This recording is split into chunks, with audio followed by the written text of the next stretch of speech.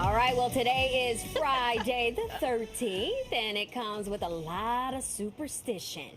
But depending on what you believe, is it bad luck or is it good luck? That All right. broken glass video is just too much for me. Thank you for staying with us. I'm Erin E. LeBeau. And I'm Shirley Chan in for Tamsin tonight. Well, Friday the 13th happens at least once every year, and no one knows the origins of the superstitious date, but certain cultures have always regarded the number 13 as an unlucky number. Okay, so joining us now to explain is fourth generation psychic medium Linda Lauren. Welcome back to the show.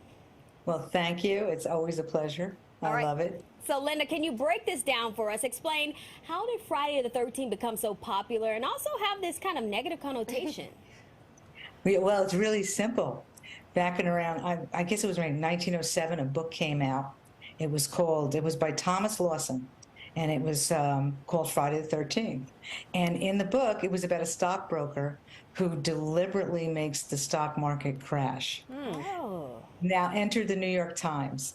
They got a hold of the story, and a year later, they recognized Friday the 13th as superstitious, and they made it bad luck because of that. All right, so is it really considered an unlucky day or just a spooky day?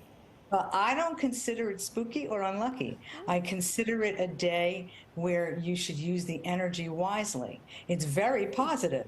I don't know where they get the negative except for that book, but basically if you are in a positive place and you don't feed into all that, the negative hearsay of superstitions. My mother used to call it superstitions, and so you have to really get yourself distanced from that and know that it's positive. I know so many people, myself included, who have won money on those days. All right. Well, speaking of Yeah. money, we have the Mega Millions drawing tonight. Some people have some superstitions. Should the date actually affect their decision to play? No. Go for it. I actually tell my clients and my friends to go and pick a number, to go there and buy tickets. Make sure 13 is in there.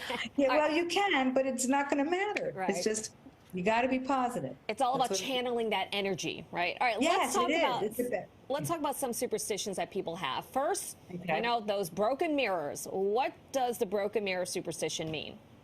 You got, back in the day, the Romans and the Greeks, they believed that mirrors, if they were dipped into any kind of a liquid like a mercury, they would form a glass, and seers back in their time would actually go through the trouble of reading. Now, if they read and the mirror broke, they were considered to be hurting the windows of the soul, which is what they thought the mirrors were. Now, that supposedly led to 7 years bad luck.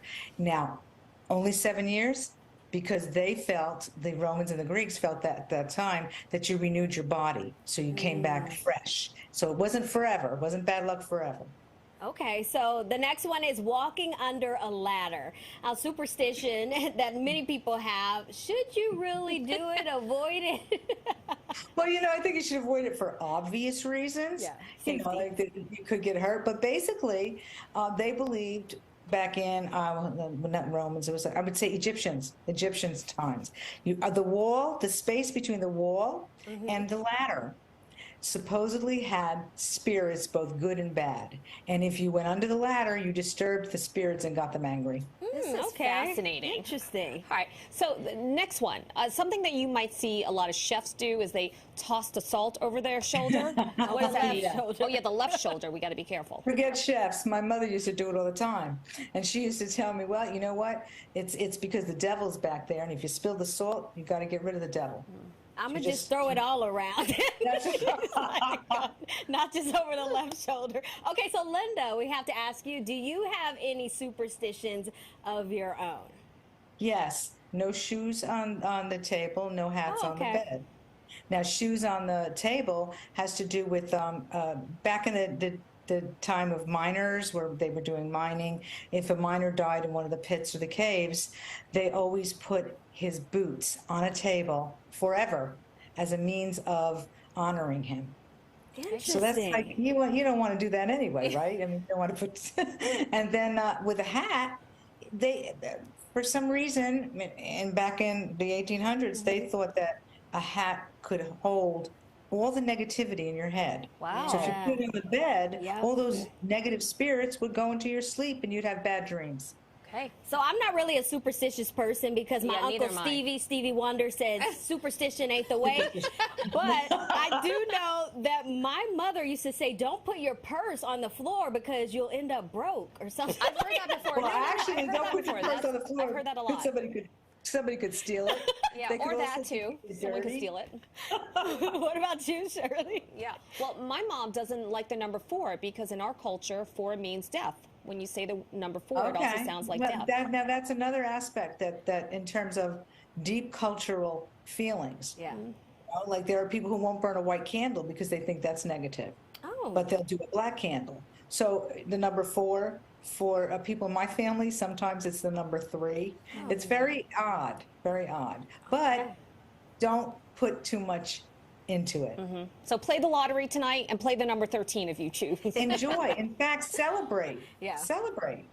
Just be the good vibe in the room. Be Well, the good vibe, and that I think that's all you need to do. But always look at those kind of things with a positive spin. all right, Good well, advice. Linda, That's what you want. always a pleasure having you on the show. Thank you for joining us today. Oh, take care. God bless. Thank you.